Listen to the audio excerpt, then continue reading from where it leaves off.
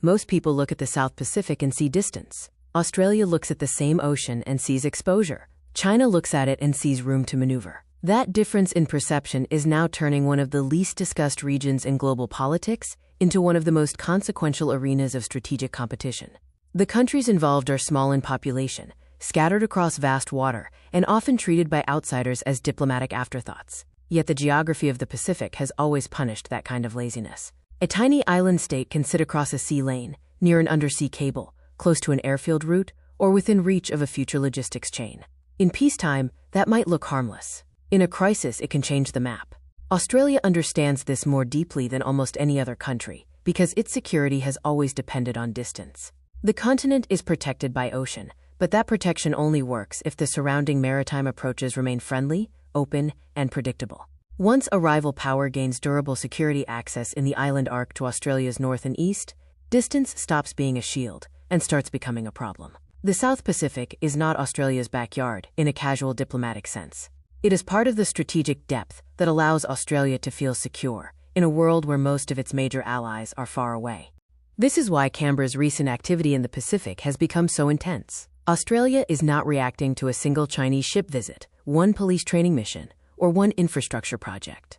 It is reacting to a pattern. Beijing has spent years deepening ties with Pacific Island countries through aid, trade, infrastructure financing, policing cooperation, diplomatic outreach, and recognition politics around Taiwan.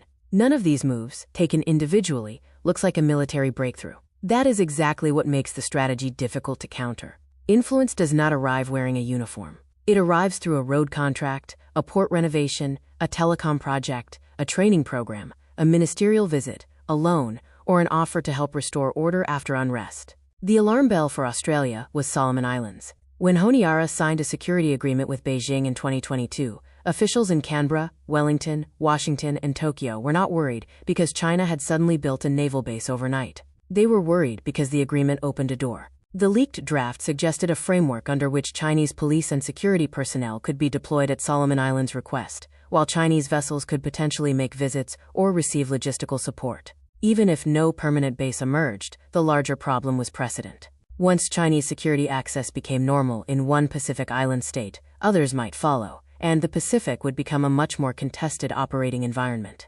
That possibility struck directly at Australia's defense imagination. The Solomon Islands sit northeast of Australia, in a location that history has already proven to be strategically sensitive. During the Second World War, the islands were not exotic dots on a map. They were part of a brutal contest over access, movement, air power, and maritime control. Today's contest is not a replay of that war, and it should not be described in those terms too loosely, but geography has not lost its meaning. The tools have changed. The strategic logic has not disappeared. China does not need a large, obvious military base in the South Pacific to alter regional calculations. It could gain value from less dramatic forms of access. A port that regularly hosts Chinese vessels can become familiar ground for future logistics. A police mission can create institutional dependence. A telecom network can raise intelligence concerns. A satellite tracking facility or a maritime surveillance arrangement can provide useful information. A government that relies heavily on Beijing for infrastructure or security assistance may become less willing to support Australia, the United States, or Taiwan in a crisis. Power can be accumulated quietly before anyone can point to the exact moment the balance changed. Australia's response is now becoming clearer. Canberra is trying to build a denial network across the Pacific, not by threatening island countries, but by embedding itself more deeply into their security, economic, and political systems. The new defense pact with Fiji is especially important because Fiji is not just another small island state. It is a regional hub with diplomatic weight, military experience, and influence across the Pacific Islands Forum. A mutual defense arrangement with Fiji tells the region that Australia wants to move beyond aid diplomacy and into treaty-level security architecture. The same logic applies to Australia's agreements with Papua New Guinea and Vanuatu, and to its renewed push with Solomon Islands under the government of Prime Minister Matthew Wale. The Vanuatu case shows the strategy most plainly. Australia's agreement with Vanuatu includes language aimed at preventing foreign military bases and keeping critical infrastructure free from militarization or foreign interference. In diplomatic language, this sounds technical. In strategic language, it is a lock on the door. Australia is not waiting for China to secure access and then trying to reverse it later. It is trying to create legal and political barriers before the opening becomes available. Papua New Guinea matters even more because of its geography. It sits directly north of Australia and occupies a central position in Australia's northern defense outlook. A stronger defense relationship with PNG does not only provide symbolic reassurance, it strengthens the idea that Australia's closest approaches should remain anchored in Australian-aligned security arrangements. If a crisis ever stretched across the Indo-Pacific, the position of PNG would matter for mobility, surveillance, air access, maritime awareness, and the political cohesion of the region. Solomon Islands is the most delicate case because it is already tied to China through the 2022 Security Pact. The election of Matthew Whale has created a possible opening for Australia because he has been more skeptical of Beijing than his predecessor, and has signaled a willingness to review the China agreement while negotiating a broader treaty with Canberra. But Australia cannot simply assume that Solomon Islands will return to its old orbit. Pacific leaders have learned that strategic competition creates leverage, and no government in the region wants to be treated as a possession that has temporarily wandered away. That is the part many outside observers still miss. Pacific Island countries are not helpless pieces on someone else's chessboard. They are sovereign governments, with their own frustrations, memories, needs, and bargaining strategies. Many of them believe, with reason, that Australia and its partners neglected the region for years, offered too little on climate change, and acted as though loyalty should be automatic. When China arrived with infrastructure money, high-level attention, and language about respect for sovereignty, it gave Pacific leaders another option. That does not mean every leader trusts Beijing. It does mean they can use Beijing's presence to force Australia and the United States to pay attention. The priorities of these island states are not always the priorities of Canberra, Washington, or Beijing. For many Pacific governments, the central security issue is not the movement of warships but the rising sea, the cost of development, the loss of fisheries, natural disasters, debt pressure, health systems, labor mobility, and the dignity of not being lectured by larger powers.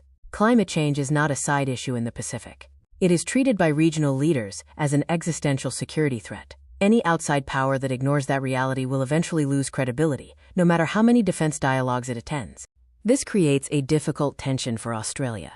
Canberra wants to prevent China from establishing a security foothold, but it cannot win the region through suspicion alone. If every Chinese project is treated as a threat, and every Pacific leader is treated as vulnerable to manipulation, Australia risks sounding like it wants sovereignty for itself and obedience from others. The smarter approach is to offer better choices. That means infrastructure that actually gets built, climate finance that matches Pacific priorities, labor programs that benefit island economies, policing support that respects local institutions, and development partnerships that do not feel like emergency payments made only when China appears. China's own strategy is more complex than the simple phrase military expansion suggests. Beijing wants influence, but it also wants recognition. Pacific Island states matter in the diplomatic contest over Taiwan, where even a small country can carry symbolic weight, because sovereignty recognition is counted by flags, not population size. Solomon Islands and Kiribati switched recognition from Taipei to Beijing in 2019, and Nauru did the same in 2024. Each switch narrowed Taiwan's diplomatic space and strengthened Beijing's claim that the international community accepts its position on Taiwan. In that sense, the South Pacific is not a remote theater from Beijing's perspective. It is connected directly to one of China's core political objectives. China also wants to break the assumption that the Pacific is naturally controlled by the United States, Australia, and New Zealand. For decades, the Western powers behaved as if the regional order was already settled, with Washington providing the broader security umbrella, Canberra and Wellington managing neighborhood relationships, and Pacific states accepting that structure because they had few alternatives. Beijing's message challenges that hierarchy. It tells island countries that they can diversify their partnerships, gain bargaining power, and refuse to be confined to an older Western-led system. This is why the competition is so uncomfortable for Australia. The Chinese position contains elements that appeal to Pacific governments even when those governments are wary of Chinese power. Beijing talks about respect, non-interference, development, and partnership among equals. Australia talks about transparency, rules, security, and resilience. Both sets of language are self-interested. Pacific leaders know this. They also know that a country with limited resources can sometimes gain more by keeping multiple suitors in the room than by choosing one patron too early. The danger is that this competition slowly militarizes the region while pretending not to. Australia signs defense pacts because it fears Chinese access. China expands police and security cooperation because it says island countries have the right to choose their partners. The United States increases diplomatic and military engagement because it sees a gap that Beijing could exploit. Japan, New Zealand, France, and other players become more attentive because the regional balance is shifting. Each move can be justified as defensive, cooperative, or requested by local governments. The cumulative effect is a Pacific, with more security agreements, more external attention, more pressure on local politics, and more risk that domestic crises become international contests. The recent Chinese missile test in the Pacific sharpened this whole debate because it gave the region a visible reminder of what China's expanding military reach means. Beijing described the test as routine and not aimed at any country. But the reaction from Australia, New Zealand, Japan, Taiwan, and the United States showed how little trust exists. The timing mattered as much as the technical details. When a major power tests long-range capabilities in the Pacific, while Australia is signing new defense arrangements with Pacific Island states, every government in the region sees the symbolism, whether China intended it or not. This is where the South Pacific connects to the wider Indo-Pacific contest. The same China that is applying pressure around Taiwan, expanding its navy, challenging U.S. influence, and seeking greater reach across maritime Asia, is also building relationships in the Pacific Islands. These are not separate stories. They are parts of the same strategic expansion from China's near seas into the wider ocean. Beijing's military modernization gives meaning to its diplomatic outreach, while its diplomatic outreach creates future options for its military and intelligence presence. For Australia, the fear is not only what China is doing today, but what today's agreements might allow tomorrow. A police training mission today could create familiarity for future security deployment. A port project today could support ship visits tomorrow. A political relationship today could produce silence during a Taiwan crisis tomorrow. A telecom project today could raise intelligence questions for years. Strategic influence is often built before it is used, and by the time it becomes obvious, reversing it can be much harder. Yet Australia's own policy has limits. Island governments will not accept a regional order based entirely on exclusion. They will not be satisfied with being told whom they should not work with. They want roads, ports, hospitals, schools, jobs, climate support, disaster response, and respect. If Australia wants to keep China from gaining a durable foothold, it has to provide a regional vision that is more attractive than simply saying no to Beijing. The country that treats the Pacific as a community will have an advantage over the country that treats it as a buffer. That does not mean Pacific states can play this game without risk. Taking money, infrastructure, or security assistance from competing powers can bring leverage, but it can also create dependency. A government that swings too sharply toward one outside partner may trigger domestic backlash or invite pressure from another. A country that accepts opaque security arrangements may undermine its own institutions. A country that relies too heavily on aid can find that its development agenda is shaped by the anxieties of larger powers rather than by local priorities. Small states can use great power competition, but they can also be consumed by it. The most likely future is not a dramatic Chinese base appearing overnight in the middle of the Pacific. The more realistic future is a long contest over access, influence, and default assumptions. Australia will keep signing agreements that make Chinese security penetration harder. China will keep offering diplomatic and economic alternatives that make Pacific states less dependent on Canberra and Washington. The United States will become more active because it cannot afford to let Australia carry the burden alone. Pacific Island leaders will keep demanding that any discussion of security include climate development and sovereignty, not just military geography.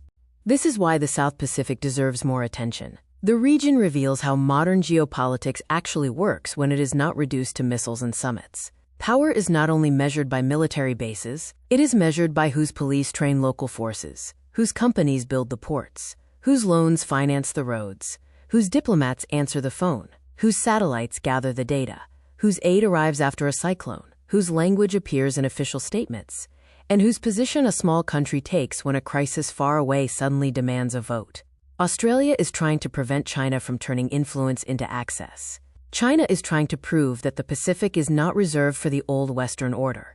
Pacific Island states are trying to extract resources, recognition, and autonomy from a competition they did not create, but can no longer avoid. The South Pacific looks quiet only from far away. Up close, it is becoming one of the places where the next version of the Indo-Pacific order is being negotiated. One port, treaty, police mission, aid package, and diplomatic recognition decision at a time.